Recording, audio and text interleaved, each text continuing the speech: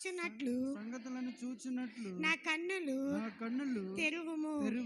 నేను భూమి మీద పరదేశినై ఉన్నాను.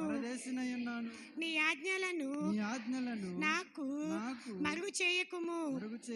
నీ న్యాయ విధుల మీద నాకు ఎడతగని ఆశ కలిగి ఉన్నది. దాని చేత నా ప్రాణము క్షీణించుచున్నది. గర్విష్ఠులను నీవు గద్దించుచున్నావు. నీ ఆజ్ఞలను విడిచి తిరుగువారు శాపగ్రస్తులు.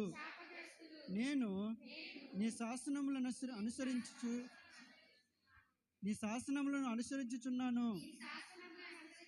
నా మీదకి రాకుండా నిందను తిరస్కారమును తొలగింపుము. అధికారులు నాకు విరోధముగా సభ తీర్చి మాట్లాడుకుందురు. నీ సేవకుడు నీ కట్టడలను ధ్యానించుచున్నాడు. నీ శాసనములు నాకు సంతోషకరములు. అవి నాకు ఆలోచనకర్తలై ఉన్నవి. దేవుడి పరిశుద్ధ వాక్యం మనందరి కొరకు దీవించును గాక. ప్రార్థన చేసుకుందాం. పరిశుద్ధుడా, గొప్ప దేవుడా, నీకు స్తోత్రాలు తండ్రి. నాయన ఆదరణకర్త, యజమానుడు బాబు, నీకు స్తుతులు స్తోత్రాలు తండ్రి. ఇంకో నాన్న పునరుద్ధాన దినం మాకు ఏర్పరిచావు తండ్రి. మాకు చూపించావు దేవా. ఈ దినము చూడని బిడ్డలు అనేకులు తండ్రి నీ కృపలో మమ్మల్ని తండ్రి దాచుకుని భద్రపరుచుకున్నావు దేవా. నీ సజలమైన రెక్కల కింద మమ్మల్ని దాస్తున్నావు తండ్రి. నీ రెక్కల నీళ్ళు ఉన్న మాకు ఎంతో ఆశీర్వాదం తండ్రి. మాకు ఎన్నో జీవనలు తండ్రి తెలుసుకోలేకపోతున్నావు దేవా. నీ మాట విన్నవాడు బ్రతుకుతాడు నాన్న. నా గొప్ప దేవుడా, ప్రతి బిడ్డ నీ మాట వినేలా సహాయం దయచేయండి నాన్న. కన్న తండ్రి, గొప్ప దేవుడు బాబయ్య. ఇంకో నాన్న పాటల్లో మీరున్నారు నా తండ్రి. వాక్యం చెప్పుడుల ద్వారా నాన్న మేమినే గ్రహించే మనసు మాకు దయచేదేవా. వచ్చిన బిడ్డలను దీవించి రాబోయే బిడ్డలను తోడుకు రండి ప్రభువా. నీ మాట శ్రద్ధగా వినేలా జ్ఞానం ఈ తండ్రి దాచుకుంటే సహాయం దయచేయమని నాన్న ఈ వాక్యం చదివిన బిడ్డలను దీవించమని ఈ చిన్న ప్రార్థన పాఠశాలను చేర్చుకుని ప్రార్థనకు ప్రతిఫలం దయచేస్తారని యేసునామమున అడిగి వేడుకుంటున్నాను తండ్రి. ఆమేన్. అందరూ కూడా లైన్గా చదువుకు కూర్చుందా.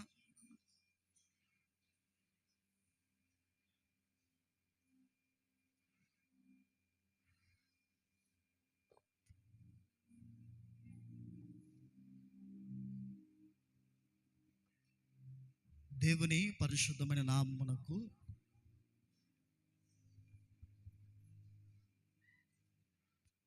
మహిమ ఘనత ప్రభావములు కలుగునుగాక. పునరుద్ధానుడు, జయశీలుడు, మరణపు ముళ్ళును విరిచి మనలందరినీ కూడా నేటి దినానికి సజీవులుగా కాచిన దేవునికి మనమందరము రెండు చేతులెత్తి దేవునికి మహిమ కలుగునట్లుగా స్తోత్రాలు చెల్లిందామా. హల్లెలూయా, హల్లెలూయా. ఈ పునరుద్ధాన దిన ఆరాధనలో పాలు పొందుతున్న మీకందరికీ కూడా రక్షకుడైన మన ప్రభు యేసుక్రీస్తు వారి శ్రేష్టమైన నామంలో మీకందరికీ కూడా శుభాది వందనాలండి. అందరికీ ప్రైజ్ లార్డ్. ఈ సమయం ముందు చదవబడిన వాక్య భాగంలోకి మనం వెళ్దాం. ఈ దినమున 119వ కీర్తనల నుండి 3వ భాగాన్ని మనము చదవడం జరిగింది. గడిచిన వారంలో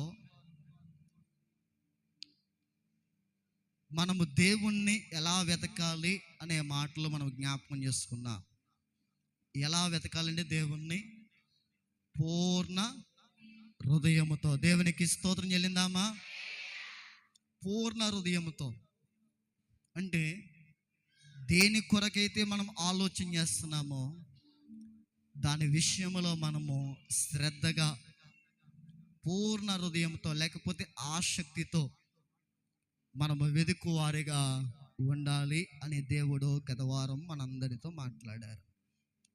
ఈ దినమున దేవుని యొక్క సన్నిధిలో 3వ భాగంలో నుండి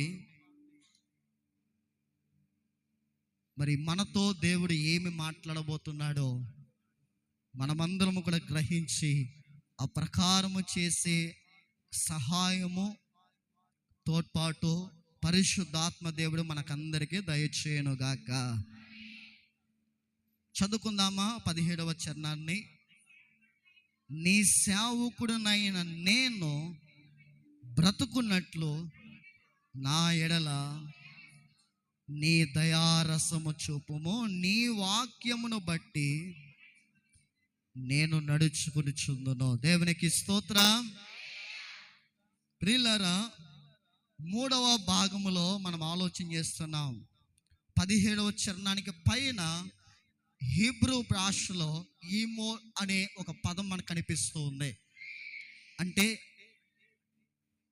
ఈ పదానికి ఉన్న అర్థం ఏంటంటే క్యామెల్ అంటే ఒంటె. హెబ్రీ భాషలో 3వ అక్షరంగా దీన్ని మనం జ్ఞాపకం చేసుకోవచ్చు. హెబ్రీ భాషలో ఎన్ని అక్షరాలు ఉంటాయి?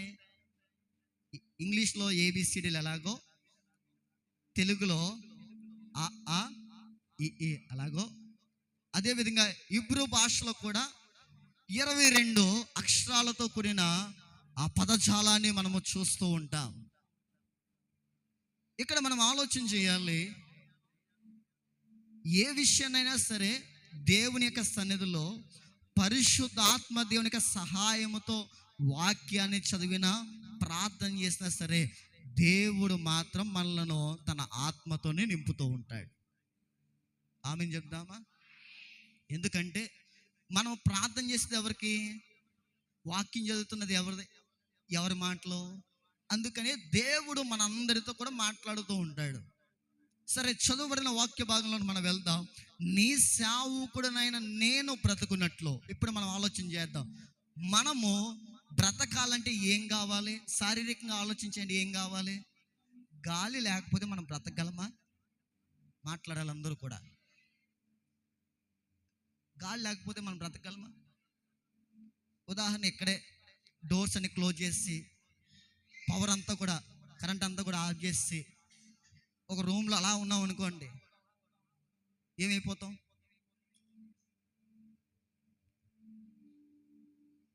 ఈ రోజున టెక్నీషియన్స్ చెప్తున్న మాట ఏంటంటే, మన ప్రాంతంలో కాదు కానండి, కొన్ని ప్రాంతాల్లో రూమ్స్ అన్నీ కూడా క్లోజ్డ్గా ఉంటాయి. విండోస్ క్లోజ్, అదేవిధంగా డోర్స్ కూడా క్లోజ్ చేసుకుని ఏసీ ఏం చేస్తారు? ఆన్ చేస్తారు. కొన్నిసార్లు రూము, ఆ డోర్స్, విండోస్ అన్నీ కూడా క్లోజ్ చేయడం వల్ల కూడా లోపల ఉన్న హీట్ వల్ల ఏమైపోతుందో తెలిసింది, ఏసీ కూడా పాడైపోవడం సంగతి పక్కనెట్టండి, పేలిపోతూ ఉంటాయి. పిల్లలు ఆలోచన చేయాలి, మనం బ్రతకాలంటే ఏం కావాలి? గాలి తప్పనిసరిగా మనకు అవసరం. ఉదాహరణకు గాలితో పాటు ఏం కావాలి మనకి? ఏం కావాలి? బైబిల్ గ్రంథంలో ఏమేమి కావాలో మన దేవుడు ముందుగా రాయించాడు. తన శిష్యులతో దేవుడు మాట్లాడుతూ ఉన్నాడు. ఇదిగో మీరు ఆహారం కొరకు ఎదురు చూస్తున్నారా? వస్త్రము కొరకు ఎదురు చూస్తున్నారా? అయితే మీకు ఒక మాట రాయబడి ఉన్నది, ఏంటో తెలుసండి? వీటి కొరకు ఆలోచన చేస్తున్న మనము దేని కొరకు ఆలోచన చేయాలో తెలుసండి? ఆయన రాజ్యముల కొరకు, ఆయన నీతిని మనం ఏం చేయాలంటే వెదుకువారిగా ఉండాలి. దేవునికి స్తోత్రం చెల్లిందామా? ఎప్పుడైతే ఆయన రాజ్యము కొరకు, నీతి కొరకు ఎప్పుడైతే మనం వెతుకుతూ ప్రారంభిస్తుంటామో ఆటోమేటిక్గా మనకు ఏమేమి కావాలో దేవుడు వాటిని అన్నిటిని కూడా ఏం చేస్తాడు? ఆయన సిద్ధపరుస్తూ ఉంటాడు. ఏమేమి కావాలో, ఉదాహరణకు గాలి కావాలి. గాలిని మనం ఆపగలమా? ఎక్కడి నుండి వస్తుందో మనకు తెలుసా? ఇప్పుడు వస్తుంది గాలి, ఉదాహరణగా ఇలా చేయడ్డట్టాను, ఆగిపోద్దా?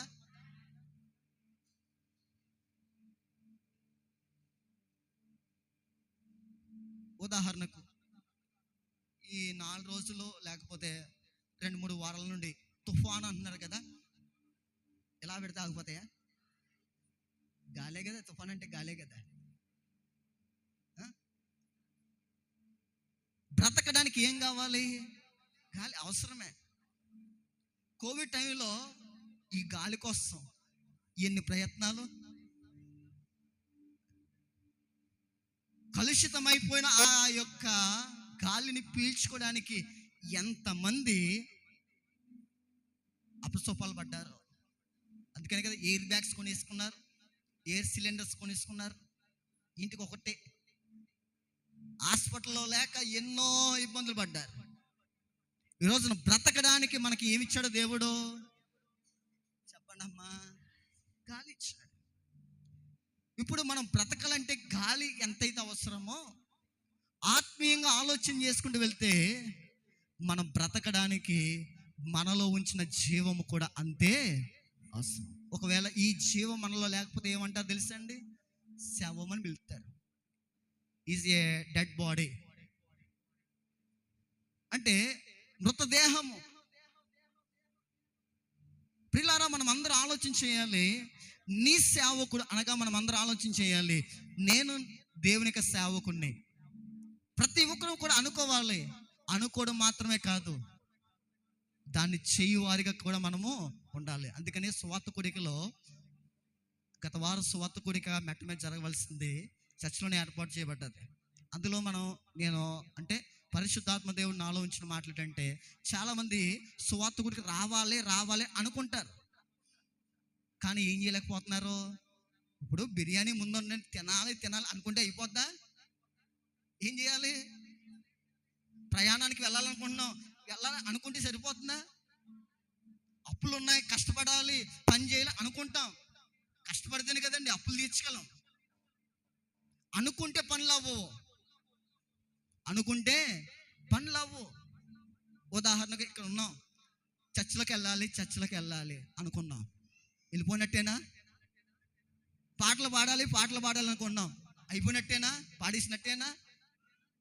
ఈ రోజున చాలా మంది అనుకుంటున్నారు కానీ చేయలేకపోతున్నారు. దేవుని యొక్క పాదాల చెంత ఉన్న మనమందరం కూడా ఆలోచన చేయాలి. మనము బ్రతకడానికి దేవుడు ఏమిస్తున్నాడో తెలుసండి? మనకు జీవం ఇస్తున్నాడు.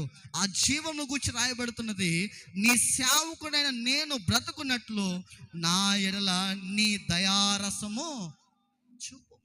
ఏం కావాలి ఈ రోజున మనకి? దయారసం అనగా దేవుని యొక్క దయ. పరిశుద్ధ గ్రంథంలో ఒక మాట రాయబడుతుంది. ఆ మాటను మనకందరికీ కూడా బాగా సుపరిచితమైన మాటే. ఎన్నో పర్యాయాలు ఆ మాటను కూడా మనం జ్ఞాపకం చేసుకున్నాం. 65వ కీర్తన 11వ చరణము. 65వ కీర్తన 11వ చరణము. సంవత్సరమును నీ దయా కిరీటమును ధరింపజేసి ఉన్నావు. దేవునికి స్తోత్రం. ఏం చేస్తున్నాడంట? సంవత్సరమున దేవుడు తన దయా కిరీటమును. ఇప్పుడు ఆలోచన చేద్దాం, మనము బ్రతికి ఉండడానికి కారణం ఏంటి? ఆయన యొక్క దయ, ఆయన యొక్క కృప. ఇప్పుడు ఆలోచన చేద్దాం, ఆయన నా మీద దయ చూపిస్తున్నాడు, ఆయన నా మీద కృప చూపిస్తున్నారు అన్నవారు అందరూ కూడా రెండు చేతులెత్తి దేవుని స్తోత్రం చెల్లించండి. సరే, బాగానే ఉంది. మరి మనం ఏం చేయాలి? అక్కడే రాయబడుతుంది. మనం ఏం చేయాలి? అక్కడ రాయబడుతున్న మాటను మనం జ్ఞాపకం చేస్తున్నాం. నీ వాక్యాన్ని బట్టి నేను ఏం చేస్తాను? నడుచుకుంటున్నాను. ఇలా ఆలోచన చేయండి.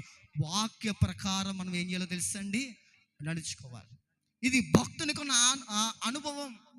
నేటి దినాల్లో చాలా మంది ఎలా ఉన్నారంటే అండి, దేవుడు బ్రతకడానికి కృపను ఇస్తున్నాడు, బ్రతికి ఉండడానికి గాలి ఎలాగైతే ఇస్తున్నాడో మనలో జీవము నుంచి మనల్ని బ్రతికిస్తూ ఉన్నాడు. ఈ రోజున ఎన్నెన్నో కారణాలను బట్టి దేవుడు తన కృప ద్వారా మనం బ్రతికిస్తూ ఉంటే ఎంతమంది దేవుని యొక్క వాక్యాన్ని బట్టి మనం నడుచుకుంటున్నాం, వాక్య ప్రకారం ఎంతమంది జీవిస్తున్నాం.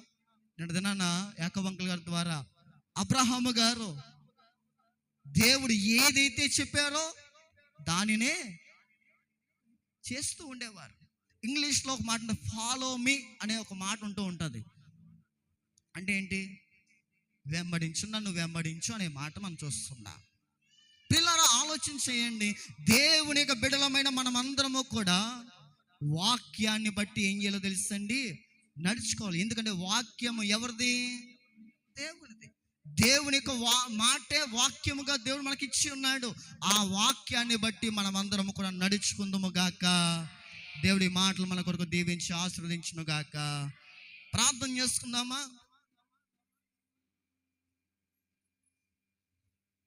ఒక నిమిషం ఎక్కడున్న వారు అక్కడే మోకరించుదామా?